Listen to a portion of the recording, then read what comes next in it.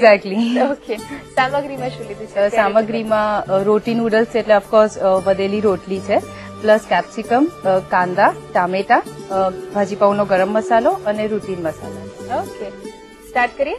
સૌથી પહેલા આપણે એના માટે રોટલી કટ કરવાની છે. ઓકે, આ વધેલી 6 રોટલી છે હિમાલી. નૂડલ્સ બનાવવાની છે એટલે આપણે લાંબી લાંબી નૂડલ્સની જેમ રોટલીને કટ કરીશું.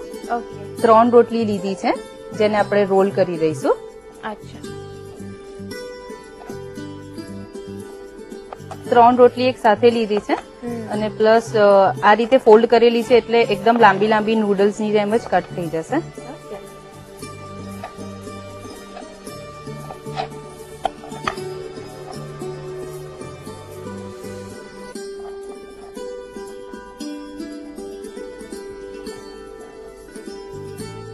ખાલી રોટલી પર જ જો આપણે જોઈએ તો રોટલી વધેલી હોય તો એમાંથી અલગ અલગ જાતના રેપ્સ બને છે, દહીં રોટી બને છે, રોટી મસાલા બને છે, ઓકે, બેક્ડ રોટલી બને છે, અચ્છા, ઘણી બધી ડિશિસ બની શકે છે. ઓકે, ફાઇન, રોટલી કટ થઈ ગઈ છે. 2 ટેબલસ્પૂન જેટલું બટર છે.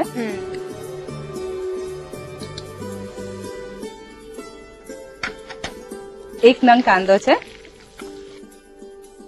એમાં સાથે કેપ્સિકમ એડ કરી દઈએ. 1 નંગ કેપ્સિકમ છે. બધા જ શાકને મેં લાંબા સમાર્યા છે. ઓકે. રોટલીને નૂડલ્સના શેપમાં કટ કરી છે એટલે વેજીટેબલ્સ પણ લાંબા લઈએ છે. હા,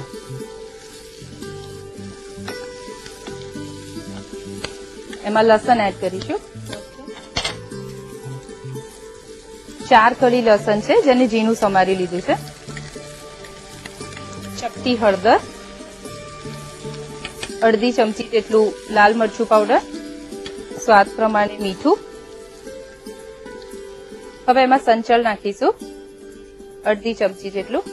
સંચળ નાખીએ છે. હા, ચટપટી નૂડલ્સ બનાવવાની છે તો એના માટે સંચળ એડ કરીશું. ભાજીપાઉનો ગરમ મસાલો છે, ઓકે, 1 ચમચી જેટલો નાખીશું. હવે ટામેટું છે 1 નંગ, એને એડ કરી દઈએ. ઓકે, મસાલા નાખીએ છીએ પછીથી ટામેટા એડ કરીએ. હા, કારણ કે એ બહુ જલ્દી સોફ્ટ થઈ જાય છે એટલા માટે આપણે લાસ્ટમાં એને એડ કરીએ છીએ. 1 મિનિટ માટે મસાલો સાતળી લઈશું.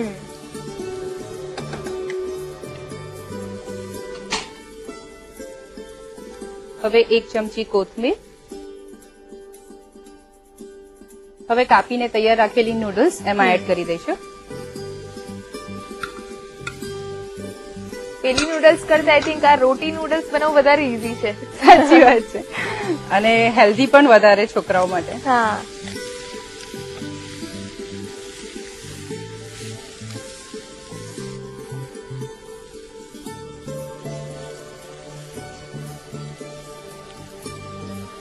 આ સોફ્ટ જ રહેશે કે થોડું ક્રિસ્પી કરી છે ને? ના, સોફ્ટ જ રહેશે. જશે બરોબર એકવાર બધી વસ્તુ એકદમ મિક્સ થઈ જાય રોટલીની સાથે ત્યાં સુધી એને હલાઈને પછી ગેસ બંધ કરી દઈશું. ઓકે,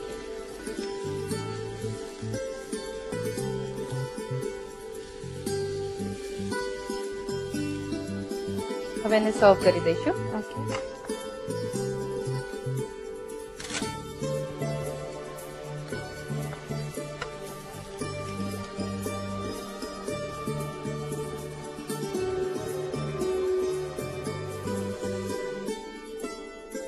આ સબ્જેક્ટ કેવો છે તો મને એવું થાય કે કોઈ પણ વસ્તુ બચી હોય એમાંથી વાનગી બનાવી એના માટે વધારે ક્રિએટિવિટી જોઈએ છે રાધર દેન તમે આખી જ ડિશ પ્રિપેર કરો.